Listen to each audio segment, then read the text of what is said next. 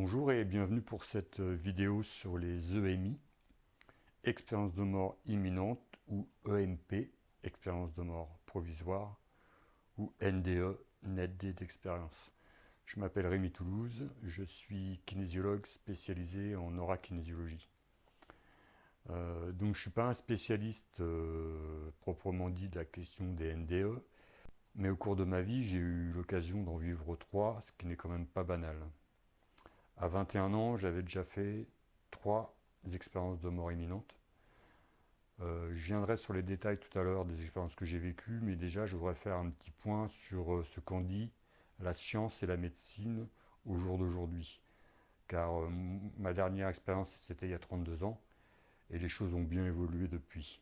Déjà l'origine du mot EMI remonte à la fin du 19e siècle.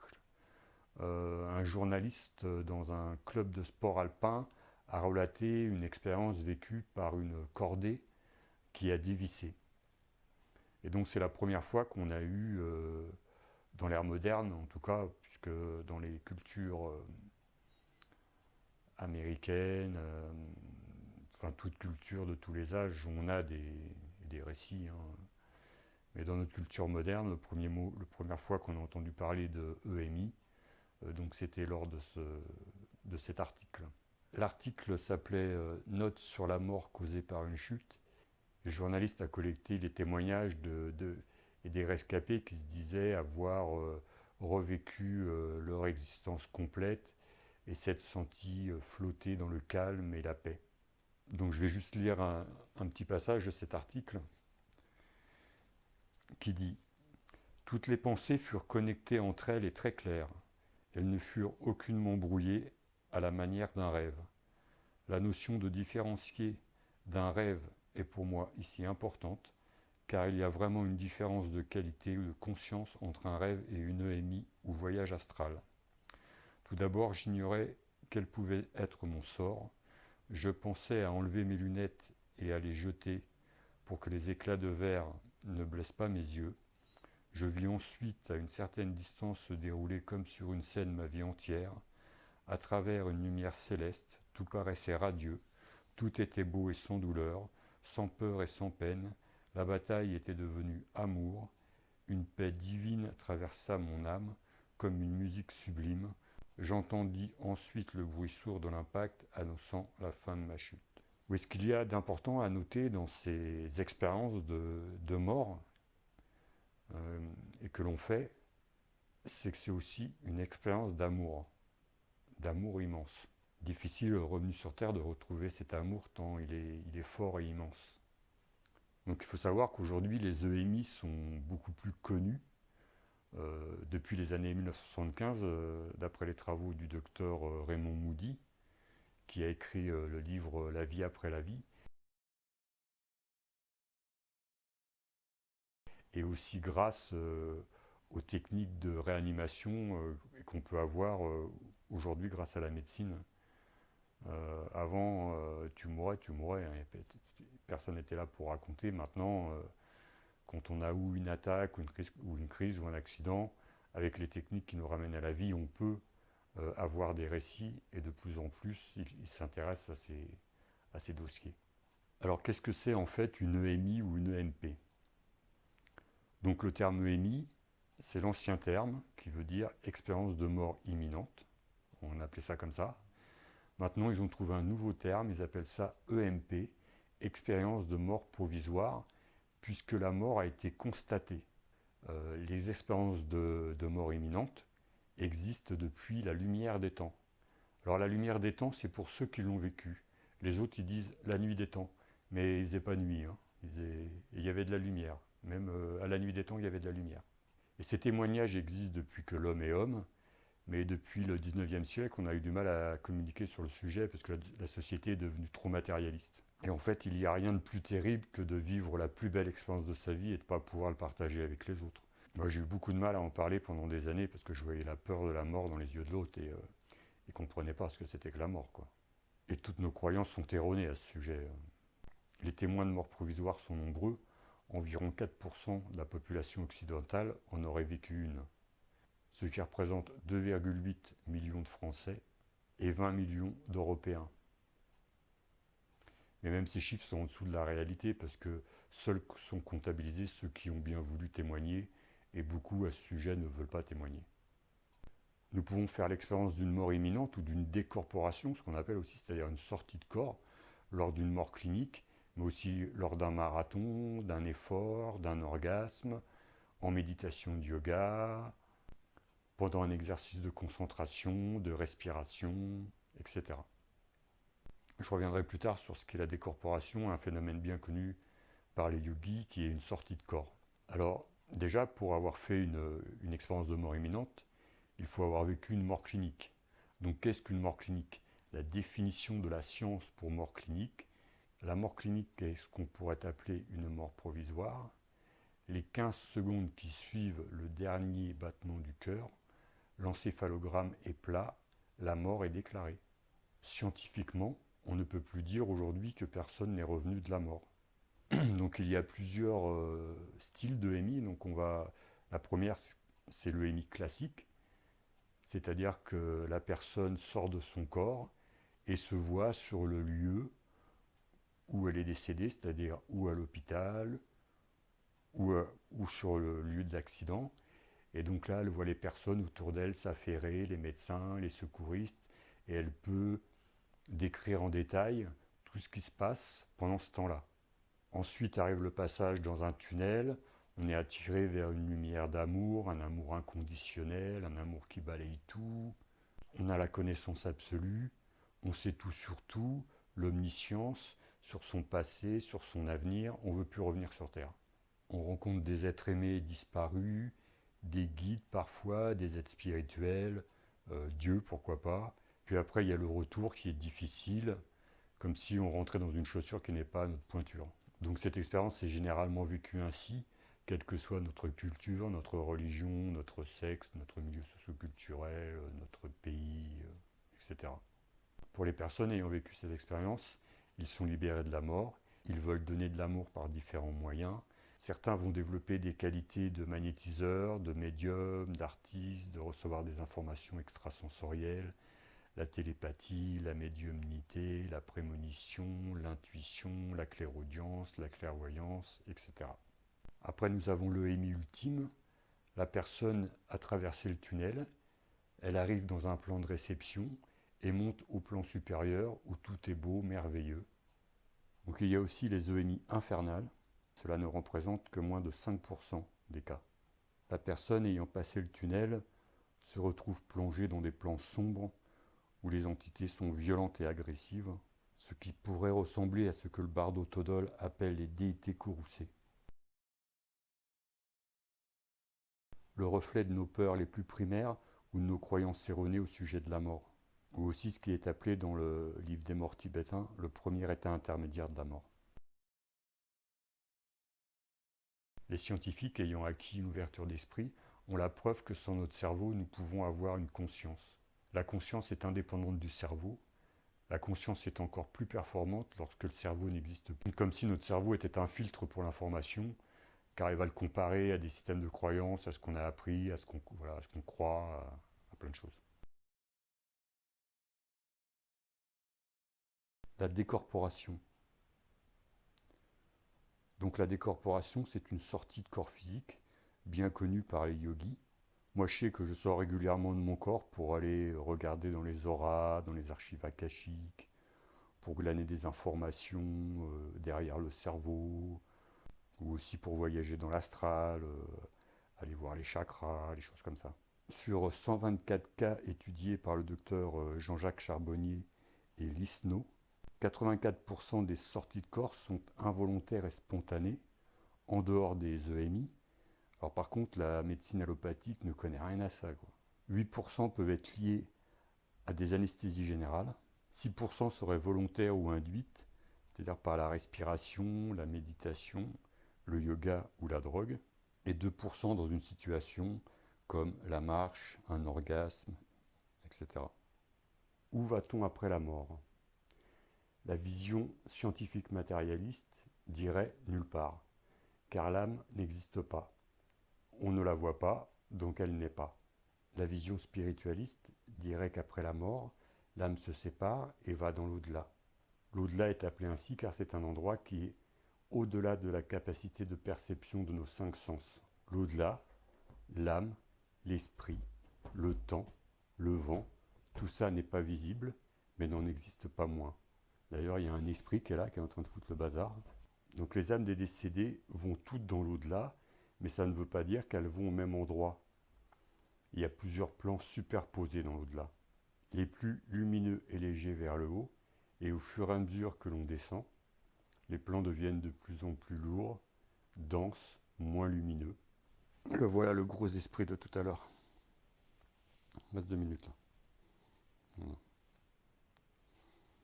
Les âmes des décédés sont toutes dans l'au-delà, mais ça ne veut pas dire qu'elles soient toutes au même plan ou au même endroit.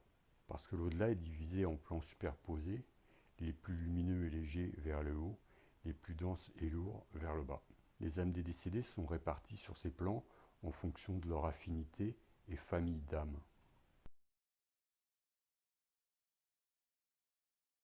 Maintenant, je vais parler de mon histoire personnelle. À l'âge de 21 ans, déjà, j'avais vécu 3 morts cliniques, enfin 3 EMI. Je peux dire comme un film, ou plutôt comme une trilogie. Dans Rémi, il y a EMI. Alors EMI 1, EMI 2, EMI 3. Et le R, c'est pour la répétition. Des fois que j'aurais pas compris la première fois. Donc là, ça fait 32 ans que j'ai vécu ma dernière EMI. Et donc il m'a fallu des années aussi de compréhension, les sorties de corps aussi qui m'ont beaucoup aidé car quand on sort de son corps, on peut se retrouver comme dans un état de mort. Et j'ai pu retourner aux endroits où j'avais été pour voir ce que j'avais pas compris sur le moment, mes guides aussi qui m'ont expliqué. La compréhension des sphères, de l'au-delà, l'explication de mes guides, et le Christ aussi qui joue un rôle important dans cette histoire. Une histoire avec une suite cohérente, où mon âme a dû faire l'expérience sur Terre, et dénoue tout ça et ramène ça à la conscience. Parce que 3 EMI dans une vie, c'est quand même pas courant, et je sais pas, ils veulent pas de moi là-haut ou quoi. Je sais pas, c'est bien pour eux. Ma première EMI, j'avais 3 jours, c'était en 1962. J'avais ce qu'on appelle une sténose du pylore, c'est la maladie du nourrisson. Et donc j'ai eu une jaunisse, je ne pouvais pas prendre la nourriture, je recrachais tout. Donc c'est une maladie qui touche le muscle du pylore qui est à la base de l'estomac. Le muscle augmente de volume et crée un obstacle pour la vidange gastrique. Bon, bien sûr, cette mort clinique, cette EMI, je ne m'en rappelais plus. Et je l'ai revécu lors d'une séance de kinésiologie à l'âge de 40 ans. Quelqu'un me fait une séance de kinésiologie et me fait une récession d'âge, pour ceux qui connaissent la kinésiologie, et il me dit « Qu'est-ce qui t'est arrivé à 3 jours ?» Et là, je le savais puisque mes parents me l'avaient raconté, que j'avais failli mourir, et là j'ai eu un flash, j'ai eu un flashback et j'ai vu des choses. Et donc j'ai eu l'impression d'être dans un vase. Qu'il y avait un vase, j'étais dedans, mais j'étais dedans, j'étais pas un corps dedans, j'étais une essence dedans. J'étais, voilà, j'avais pas de matière. Moi j'étais le contenu, le vase le contenant. Alors j'ai compris après que le contenant c'était mon corps, le contenu c'était mon âme, et donc j'étais dedans. Et tout d'un coup, j'ai vu une lumière tout en haut du vase, comme si le vase s'ouvrait à la lumière. Et là, mon contenu s'est tapi dans le vase, dans le fond du vase, comme un Gaulois qui se dit le ciel me tombe sur la tête. Ça s'ouvrait là-haut, je me suis dit ouh là là, comme si on voit Dieu arriver et qu'on se dit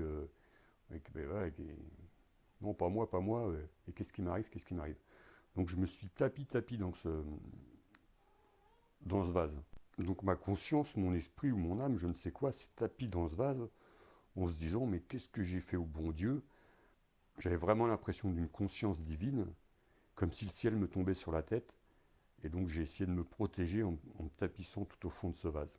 Alors je sais que même si c'était pas une EMI ou c'était un souvenir de EMI, c'était un flash, je sais que pour moi c'était du vécu, j'ai ressenti dans mon corps très fort, et la personne qui me faisait la séance de kinésiologie, à ce moment-là j'étais allongé sur une table, elle a passé son bras au-dessus de moi, et là ses poils se sont dressés, donc il y avait quelque chose qui sortait de moi vraiment qui était assez impressionnant.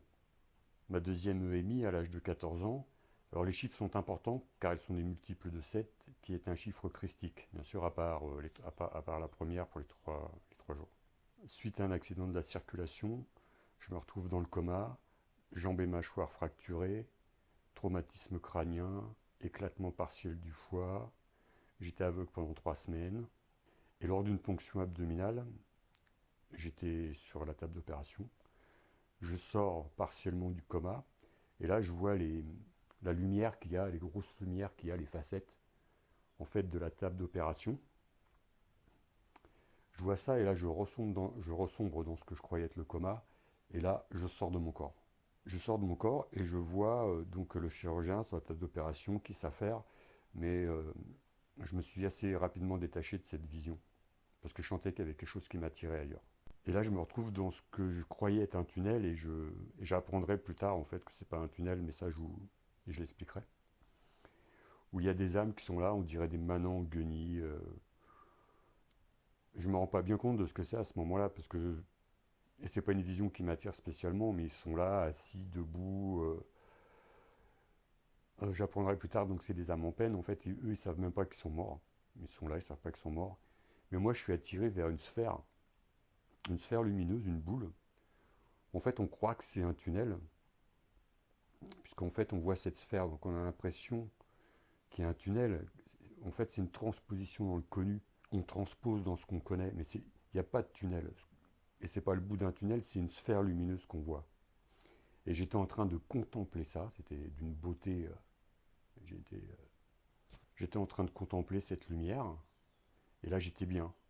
Alors que mon corps, qui était resté sur la table d'opération, était dans un sale état. D'ailleurs, il y avait des membres de ma famille qui voulaient prendre des photos pour les assurances, et ils y ont renoncé. Ils ont dit il faut jamais que Rémi voit ces images-là, parce que c'est trop horrible, quoi. Défiguré comme il est. J'étais en train de contempler cette beauté-là, et j'ai senti une main bienveillante qui s'est mise sur mon épaule. Je me suis même pas retourné, je continuais à regarder, et là ça m'a dit, il est temps de retourner. Il faut que tu retournes sur Terre, on a besoin de toi sur Terre. A besoin de moi, pourquoi, je sais pas. Je suis retourné, donc je suis retourné dans mon corps. Pour ma troisième EMI, c'était à la suite d'un troisième pneumothorax spontané. Donc un pneumothorax spontané, en fait, c'est un déchirement des plèvres. En fait, les plèvres, c'est dans les poumons, c'est deux membranes qui vibrent comme ça, qui glissent comme ça les unes sur les autres. Et une bulle d'air vient se mettre, empêchant de respirer déjà, on est courbé. Donc c'est une déchirure. Je ne connais pas les détails médicaux. Donc j'en avais déjà fait 3. Ce qu'on fait, c'est qu'ils vous mettent un drain dans le poumon qui aspire la bulle. Hop, les plaies se remettent. Et voilà, c'est bon. Donc moi, ça l'a fait 1 fois, ça l'a fait 2 fois. Au bout de la 3e fois, ils décident d'opérer, c'est-à-dire qu'ils entaillent ici, ils mettent un coup de scalpel entre les plèvres pour qu'elles collent entre elles. Alors on perd d'élasticité au niveau des plèvres, mais en tout cas ça tient, et donc on peut respirer normalement. Et moi, donc, ils m'incisent au niveau des plèvres, et à ce moment-là, je deviens hémophile. Et donc j'ai perdu 14 litres de sang. C'est-à-dire qu'on me faisait rentrer le sang d'un côté, et j'avais 6 drains qui sortaient du poumon, et il y avait quelqu'un qui était en train de pomper le sang, donc j'étais entièrement vidé. Il m'avait mis sous un poumon d'acier, c'était une grosse machine, je respirais plus par moi-même. Ils m'ont fait une opération qui a duré 20 heures. Je suis resté 20 heures sur la table d'opération. Ça se passait pas très bien. J'étais en réa. Et je me rappelle que j'étais dans un coma partiel. Et je me rappelle être dans ma chambre, me réveiller du coma. J'ai eu un sursaut en fait. Je me suis levé, je me suis assis dans mon lit. J'ai vu mon père en face de moi, et là je lui ai dit c'est fini. Et là et je me rallonge, et là je sors directement de mon corps. Je me retourne, je vois mon corps inerte, mais ça m'intéresse plus. Ça m'intéresse pas. Et là, je suis parti, j'ai filé à une vitesse, enfin à la vitesse de la lumière. J'ai l'impression que ça allait tellement vite, il n'y avait pas de tunnel. J'avais l'impression que je connaissais la route. Je filais, ça filait, ça filait, ça filait. J'avais l'impression de n'être que des yeux. Et donc ça allait vraiment à une vitesse folle. L'impression d'être dans un vortex et de filer, de filer, de filer. Et là, à un moment, ça s'arrête et je me retrouve devant comme trois soleils, trois sphères comme ça, qui formaient un triangle, assez grosse, on aurait dit trois soleils. Euh, et je vois des nuages rouges qui passaient et qui venaient de ma gauche.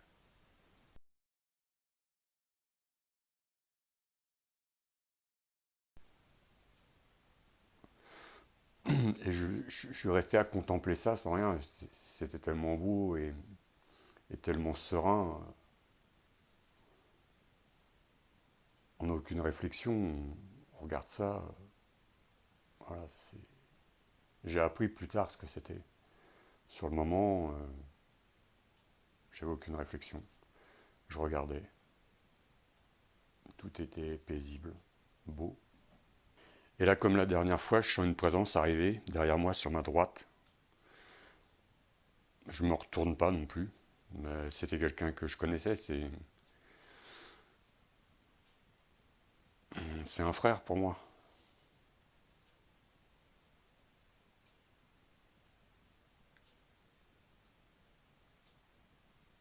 Comme un alter ego. Et qui me dit bah, faut retourner sur Terre. Faut revenir dans ton corps. Et donc je me réveille en Réa, à l'hôpital de Créteil. Et je vois ma mère devant moi, qui était assez abattue. Elle était en train de perdre son fils.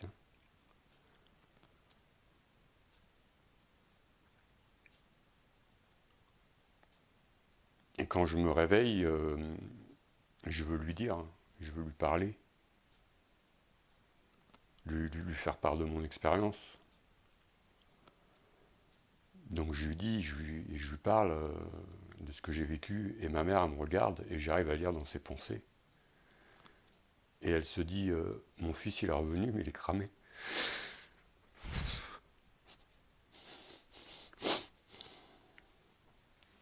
Je suis désolé, il y a des émotions qui montent encore. Donc ma mère s'est dit, mon fils il est revenu, mais il est cramé. Donc j'ai arrêté de parler pendant des années.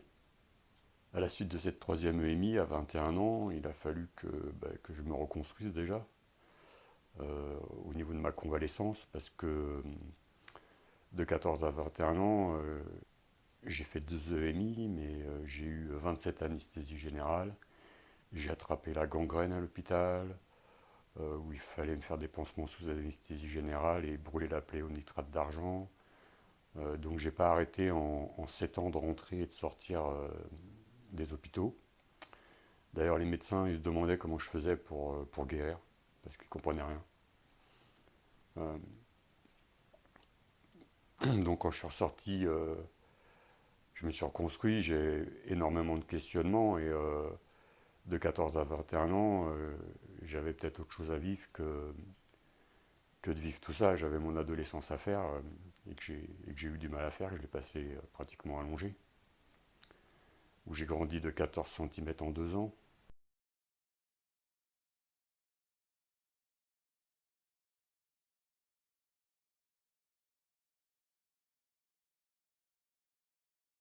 Donc c'était un peu compliqué, mais c'est mon histoire, et je comprends aujourd'hui pourquoi elle a eu lieu, vu le métier que je fais aujourd'hui, l'aide que je peux apporter aux autres dans la guérison et le bien-être, grâce à la connaissance que j'ai acquis, grâce à mes guides aussi, car quand je suis revenu, j'avais des dons, je voyais les auras. Alors je voyais déjà les auras avant, je voyais déjà les auras quand j'étais jeune. J'entendais déjà aussi des voix quand j'étais jeune, mais des belles voix, j'entendais pas des choses affreuses, ou non, c'était plutôt beau. Et donc à 21 ans, bah, c'était encore plus. Euh, je me rappelle quand je suis revenu et j'ai dit à mes guides, qu'est-ce que je fais maintenant? Qu'est-ce que je vais faire maintenant de ma vie? Ils m'ont dit, on est sûr d'une chose, c'est que tu ne travailleras pas à l'usine. Heureusement, ils sont très drôles. Et j'ai remercié d'ailleurs, ça fait remonter beaucoup d'émotions. C'est pour ça que je ne pouvais pas faire de conférence sur ce sujet, parce que je vois que le problème, il n'est pas encore tout à fait réglé. Il reste encore un fond, même si j'arrive plus facilement à en parler aujourd'hui. Ce que j'ai tiré de ces 3 expériences et avec le recul, 30 ans après, c'est que je sais d'où je viens, qu'en fait je voulais retourner à la maison comme E.T., mais que c'est pas pour l'instant. J'ai quelque chose à faire ici, je suis venu chercher quelqu'un. Ce quelqu'un, je l'ai trouvé, mais elle s'est pas encore trouvée. Et donc ça m'empêche pas sur ce chemin d'aider ceux qui en ont besoin, des frères et des sœurs sûrement, et des âmes sœurs, et ceux qui ont été des âmes sœurs pour moi ou qu'ils sont, et qu'ils sont encore, à continuer à progresser vers la lumière. Oui, donc comme E.T., je pense que je voulais retourner à la maison qui est pour moi le plus haut des cieux, l'origine de l'âme humaine. Mais ça, je le développerai dans une vidéo que je ferai sur l'au-delà pour expliquer un peu plus. Je pense que ce que j'avais à comprendre aussi là-dedans, c'est que et cet amour inconditionnel qu'on peut trouver dans l'au-delà, dans le plus haut des cieux, ce qui m'est demandé et ce qui est demandé à d'autres, c'est de le faire rejaillir sur cette terre qui en a bien besoin. C'est pas facile, c'est pas évident. J'y suis pas encore totalement arrivé parce que je suis pas complet non plus. Mais j'apprends tous les jours et j'ai encore beaucoup à apprendre avant d'y arriver. Mais je suis déjà sur le bon chemin. Et donc cet amour inconditionnel qui vient du plus haut des cieux, il faut le canaliser, le faire descendre au niveau de son cœur pour le faire rayonner pour le bien de l'humanité. Mais ça, c'est juste ce que je crois. Oui, et pendant ces 30 ans, depuis ma dernière EMI, j'ai eu beaucoup de sorties de corps ou de voyages astro. Et donc je suis retourné dans ces endroits pour revoir, pour tout ça. Pour parfaire ma connaissance à ce sujet. Et je me rappelle que quand j'ai été revoir cette histoire de tunnel, en fait je voyais cette sphère. Alors on voit une sphère, on a l'impression que c'est effectivement que c'est un tunnel, qui au bout, voilà, il y a la sortie du tunnel. Mais non, c'est vraiment une boule ronde qu'on voit, c'est une sphère. Et je me suis pris à lever la tête. Et là au-dessus de moi, qu'est-ce que j'ai vu? J'ai vu une galaxie, des étoiles, tout ça. Donc il n'y a pas du tout de tunnel, on a l'impression, parce qu'il y a un effet de perspective. Mais voilà, on lève la tête et on voit des étoiles, on peut même voir dans cette sphère des âmes rentrées, c'est-à-dire on voit des auras, on voit des couleurs. Il y a du jaune, une jaune qui rentre, une rouge qui rentre, une bleue, une verte. Et ça ce sont des auras, donc des âmes, et qui rentrent comme ça en fonction de leur couleur. Et bien souvent, les êtres qui sont sur le bord, c'est des êtres qui sont encore attachés à la Terre, alors attachés par des biens matériels, par des biens affectifs, ou des liens affectifs, par des liens à la vie, ou vivant sur Terre. Voilà, ils ne sont pas encore détachés de ces liens, ils ont besoin de rester là pour aider un proche ou qui les pleure. Bien souvent, quand on pleure nos proches, on les garde attachés à nous, alors qu'eux, ils voudraient se libérer. Certaines personnes autour de vous vont dire « j'y crois pas ». Mais la croyance ne se base pas sur des faits, mais sur un avis personnel sans aucune preuve. C'est donc subjectif. Ou sur des systèmes de croyances acquis ou hérités en fonction de notre incarnation. Notre pays de naissance, notre religion, plutôt celle de la famille d'incarnation. La famille d'incarnation, la croyance déjà, et qu'elle à elle va nous imprégner tout petit. En effet, un enfant qui naît en France, en Chine ou au Pérou, dans une religion catholique, bouddhiste ou inca, n'aura pas du tout le même système de croyance ou le même formatage. Nous sommes 7 milliards d'individus et il y a 7 milliards de systèmes de croyances différents. Il n'y a pas une personne qui croit la même chose, on trouvera toujours un point de divergence ou pour s'engueuler. Et très peu de gens sont en mesure de remettre en cause leur système de croyances. En général, c'est la vie qui s'en charge, parfois à grands coups de pied dans le cul, ou lors d'événements traumatisants comme une EMI par exemple, ou alors un cataclysme émotionnel et que chacun de vous a sûrement déjà vécu. Il faut savoir qu'à l'âge de 4 ans, notre système de croyance était à 80% acquis. Après, c'est les expériences de la vie qui vont faire qu'on va le remettre en cause ou pas. Un des systèmes de croyance les plus répandus dans la religion, c'est un des premiers d'ailleurs, nous dit les voies du Seigneur sont impénétrables. Eh bien c'est faux. C'est juste ce que l'Église veut nous faire croire. Alors on peut avoir des doutes, mais le doute c'est pas une croyance, c'est une émotion. C'est différent. Si vous avez un doute sur le fait que les EMI existent ou pas, dites-vous pourquoi pas, je ne sais pas. Au moins vous laissez une porte ouverte dans votre esprit sans le bloquer définitivement, parce que le soi-disant tunnel, il est rempli de gens qui ne croient pas et qui sont coincés là, ils ne savent plus quoi faire. Ils attendent que quelqu'un leur ouvre et ça peut durer longtemps. Imaginez juste qu'il existe une survie de la conscience après la mort physique. De toute façon, c'est prouvé actuellement par les techniques et que la médecine a, par des médecins anesthésistes. Donc, et la science est en train de le prouver et le prouvera dans les années qui viennent. Pour ceux qui connaissent Jacqueline Bousquet, je vous conseille de regarder ses travaux. Elle a été chercheure au CNRS et toute sa vie. Et pour elle, la réincarnation, c'est mathématique. Donc pour un scientifique, si c'est mathématique, il n'y a même pas besoin de poser la question si c'est vrai ou pas. C'est mathématique, c'est mathématique. Imaginez que les 80 années passées sur Terre ne soient qu'une goutte d'eau dans l'océan de votre véritable vie qui pourrait s'échelonner sur des milliers d'années. S'il prouve qu'un autre monde existe après la mort, notre monde matérialiste s'écroule aussitôt. C'est bien le problème aujourd'hui et c'est pourquoi la vérité est cachée. Donc je vous donne rendez-vous pour ma 4e EMI. Non, je rigole, je vous donne rendez-vous sur mon site internet ou sur mon compte Facebook. Au revoir. Moralité de cette histoire, on ira tous au paradis, même moi.